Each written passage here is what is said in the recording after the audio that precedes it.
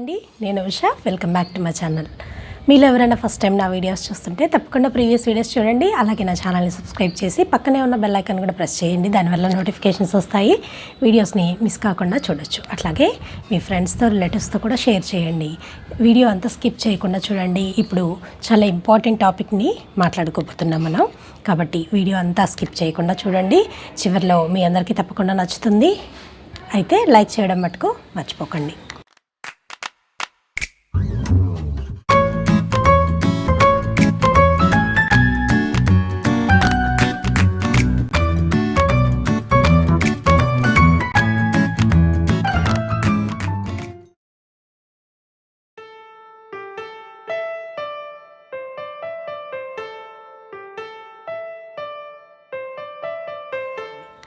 ఇంకా ఇవాళ వీడియోలోకి వెళ్ళిపోతే, ఇప్పుడు ప్రస్తుతం ఉన్న సమస్య ఏంటంటే నిమెటోడ్స్.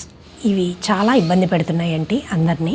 అయితే ఇవేంటి కొత్తగా వస్తాయా, బయట నుంచి వస్తాయా, అసలు ఇవి ఎలా మనం ట్రీట్ చేసుకోవాలి, వీటిని ఇవి ఎలాగా తెలుస్తుంది మనకి, ఇవి బయటికి ఎలా కనపడుతుంది? నిమెటోడ్స్ అంటే రూట్స్ మీద ఉండేటువంటి చిన్న చిన్న పురుగులండి.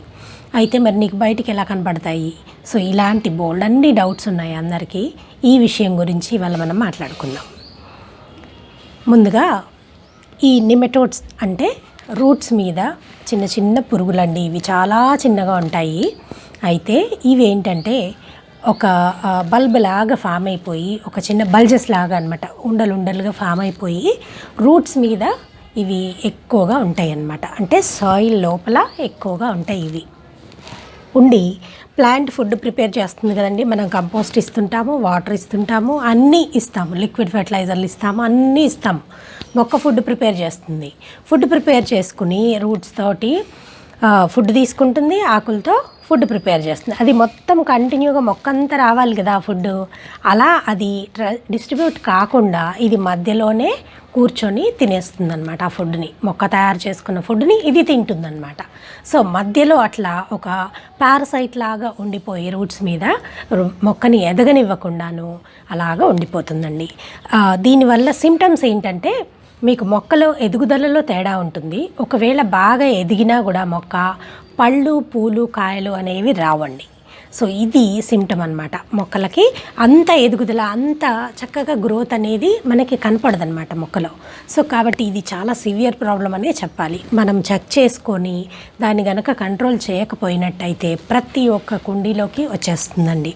అలాగే ఇప్పుడు ఎక్కువ మంది రైతులు కూడా ఈ సమస్యతో బాధపడుతున్నారనమాట. ఇప్పుడు కరెక్ట్గా సీజన్ అండి ఇవన్నీ కూడా మనం ఇబ్బంది లేకుండా చేసుకోవడానికి. అందుకే నేను ఫస్ట్ ఆప్షన్గా చెప్పేది ఏంటంటే, సాయిల్ని మనం డ్రై చేసుకోవాలండి. సమ్మర్ వచ్చింది అంటే ఆ ఎండని మనం యూటిలైజ్ చేసుకోవాలన్నమాట.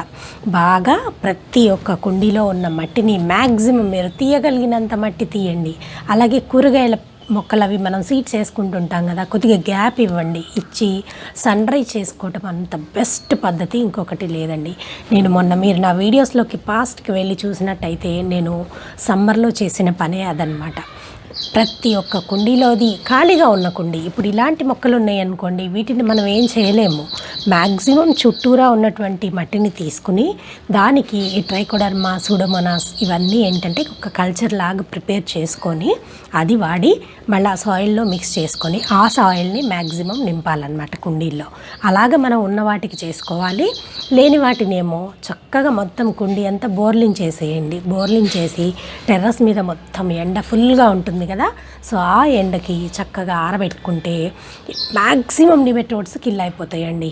లేదా అవి మనకి తెలియకుండా సాయిల్ లోపల ఉండిపోయి ప్రతి ఒక్క కుండీలోకి స్ప్రెడ్ అయిపోయిందనుకోండి, మన పళ్ళ మొక్కలు ఎంత డ్యామేజ్ అయిపోతాయి. మనం ఎంత పెట్టి ఒక్కొక్క పళ్ళ మొక్క తెచ్చుకుంటున్నాము కదా. సో కాబట్టి తప్పనిసరిగా సన్ డ్రై అనేది మస్ట్ అండ్ షుడ్గా చేసుకోవాలండి. దానివల్లనే ఈ నిమెటోడ్స్ అనేవి 90 to 95% మనం కంట్రోల్ చేయొచ్చు అనమాట. అది బెస్ట్ ఆప్షన్ అనమాట. మీరు ఎవరిని అడిగినా అదే చెప్తారండి, నేను కాదు. మీరు ఏ యూట్యూబర్లో ఏ వీడియో అన్నా తీసుకోండి, అందరు చెప్పేది అదనమాట. అంటే ఈ విషయం గురించి తెలిసిన వాళ్ళు చెప్పేది అది. లేని వాళ్ళు అనుకోండి, ఆ లిక్విడ్ వాడండి, ఈ లిక్విడ్ వాడండి, ఇవన్నీ చెప్తారు. కానీ అవి ఎంతవరకు పనిచేస్తాయి? మీరు తెప్పించుకుంటారు, వాడుకుంటారు, బోల్డ్ అన్ని డబ్బులు ఖర్చు పెట్టుకుంటారు. ఆ లిక్విడ్స్ కూడా తేగానే వాడటం కాదండి, వాటికి కల్చర్ ప్రిపేర్ చేసుకుని మనం వెయిట్ చేసి ఆ కల్చర్ అంతా ప్రిపేర్ చేసుకొని అప్పుడు ప్రతి ఒక్క కుండీలోకి మీరు చేసుకోవాల్సి ఉంటుంది. దాని బదులు చక్కగా ఖాళీగా ఉన్న కుండీలోనే మనం ఆరబోసేసి ఎత్తుకోవడం ఒకటే పని కదండి కదా. చాలా సింపుల్, చాలా బెస్ట్ సొల్యూషన్ అనమాట. అది కంపల్సరీగా చేసుకోండి. ఇప్పుడు నాకు తెలిసి నా ఫ్రెండ్స్ సర్కిల్లోనే చాలామంది ఉన్నారండి.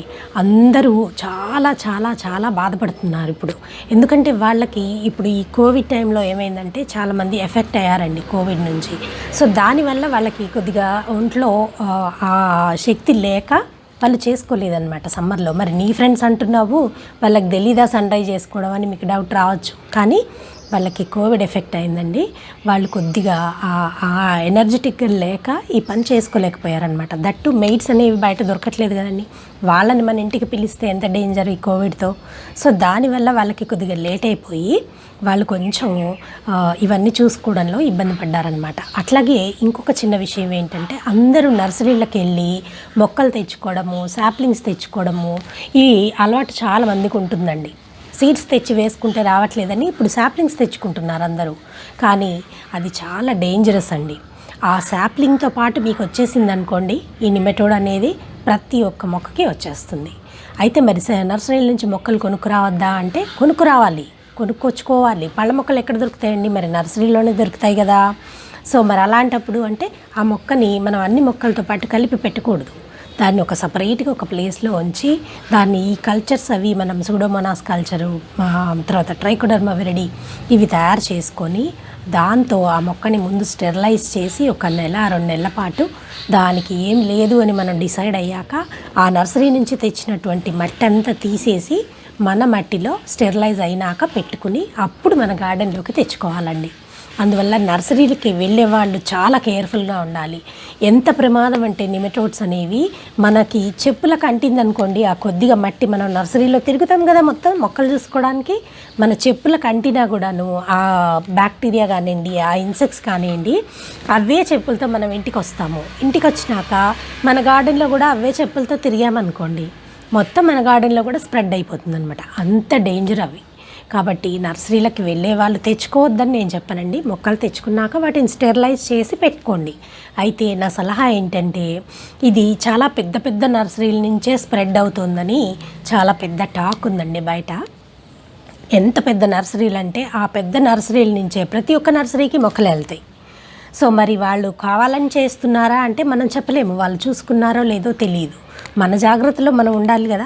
ఎవరో ఏదో జాగ్రత్త తీసుకోలేదని మనము అలాగా కేర్లెస్గా ఉండలేము కదా.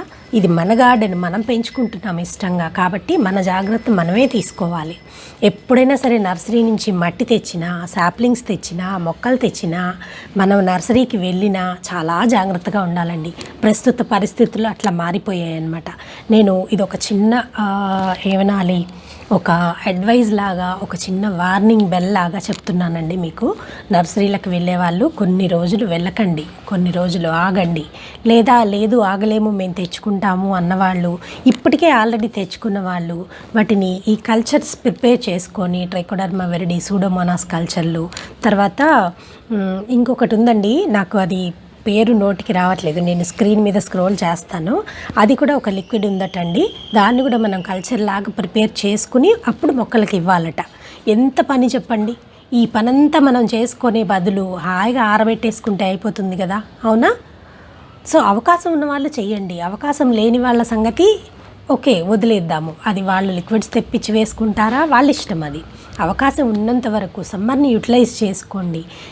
కనీసం మనం 1 ఇయర్కి ఒక్కసారైనా మట్టిని ఎండబెట్టుకున్నామంటే కొత్త మట్టిలాగా మంచి ఎనర్జీ వచ్చేస్తుంది అనమాట దానికి. మనం బయట నుంచి కొత్త మట్టి తెచ్చుకున్నాం అనుకోండి, మొక్కలు ఎంత బాగా వస్తాయి.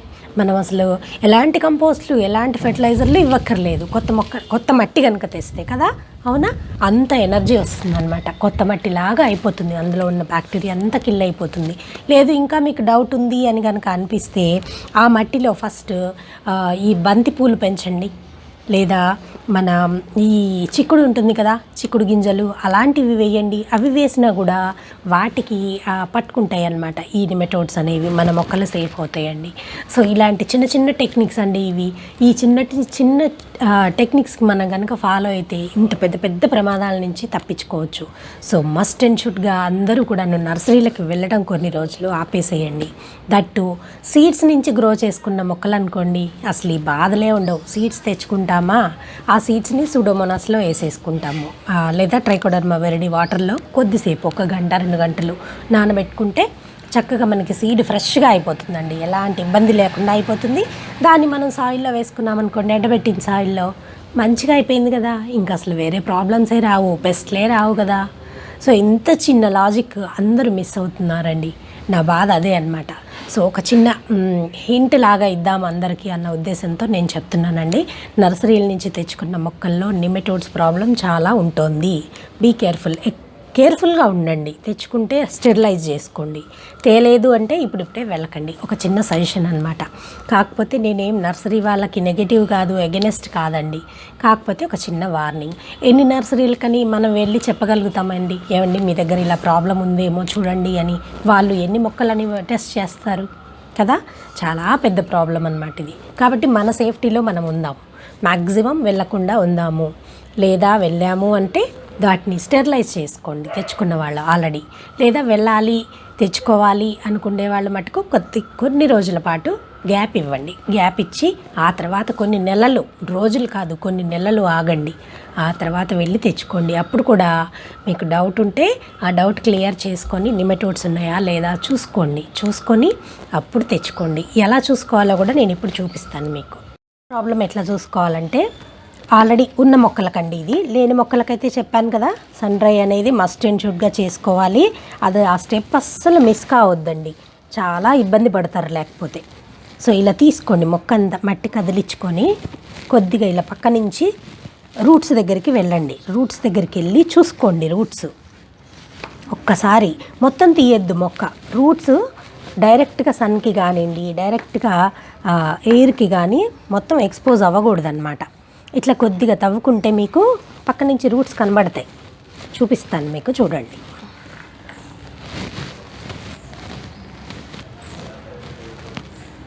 ఇదిగో ఇది చూడండి, ఇక్కడ ఇట్లా రూట్స్ వచ్చాయి చూసారా. ఇక్కడ ఎక్కువ మందికి షేర్ చేయండి, ఎందుకంటే అందరూ మోసపోకుండా ఉండాలి కదండి.